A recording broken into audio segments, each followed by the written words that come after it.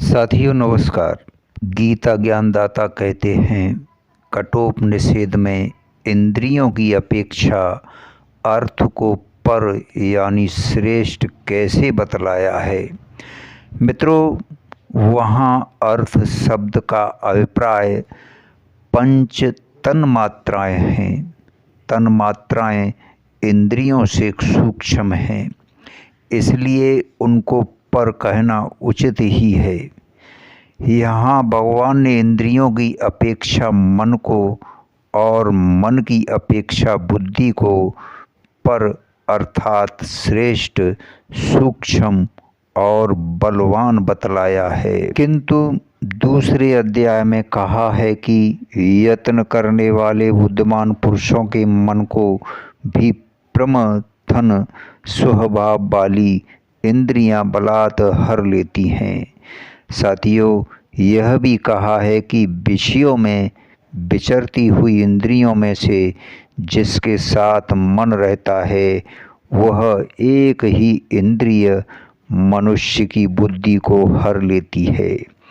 इन वचनों से मन की अपेक्षा इंद्रियों की प्रबलता सिद्ध होती है और बुद्धि की अपेक्षा भी मन की सहायता से इंद्रियों की प्रबलता सिद्ध होती है।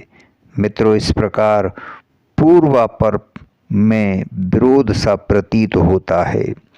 इसका समाधान करना चाहिए। साथियों, कठोपनिषद में रथ के दृष्टांत से यह विषय भली भांति समझाया गया है।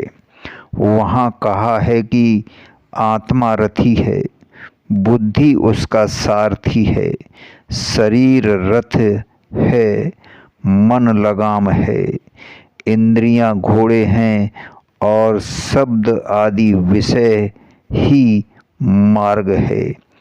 वास्तव में रथी के अधीन सारथी, सारथी के अधीन लगाम और लगाम के अधीन घोड़ों का होना ठीक ही है।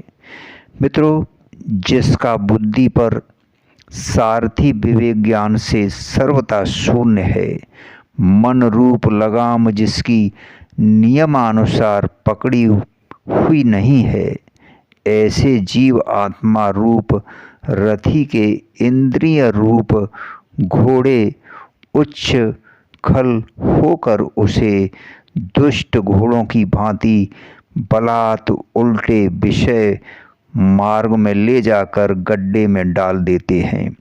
मित्रों, इससे यह सिद्ध होता है कि जब तक बुद्धि, मन और इंद्रियों पर जीवात्मा का आधिपत्य नहीं होता, वह अपने सामर्थ्य को भूलकर उनके अधीन हुआ करता है।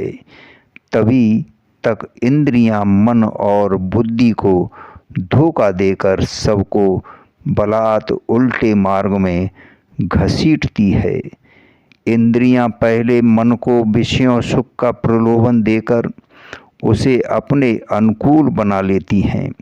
मन और इंद्रियां मिलकर बुद्धि को अपने अनुकूल बना लेते हैं और ये सब मिलकर आत्मा को भी अपने अधीन कर लेते हैं। परंतु वास्तव में तो इंद्रियों की अपेक्षा, मन की अपेक्षा, बुद्धि और सबकी अपेक्षा आत्मा ही बलवान है। इसलिए वहाँ कठोपनिषद में कहा है कि जिसका बुद्धि रूप सारथी विवेकशील है, मन रूप लगाम जिसकी नियमानुसार अपने अधीन है, उसके इंद्रिय रूप घोड़े भी श्रेष्ठ घोड़ों की भांति बस में होते हैं।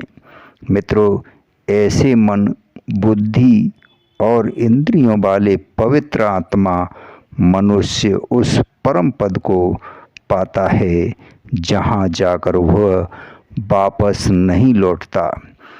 मित्रों, गीता में भी जीते हुए मन, बुद्धि और इंद्रियों से युक्त अपने आत्मा को मित्र और बिना जीते हुए मन, बुद्धि और इंद्रियों को अपने शत्रु के समान बतलाया है।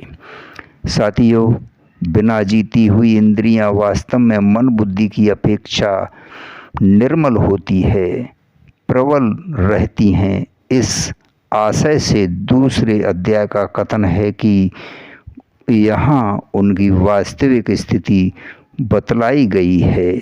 अतः पूर्वापर में कोई विरोध नहीं है, विरोध नहीं है, विरोध नहीं है। धन्यवाद, शुक्रिया।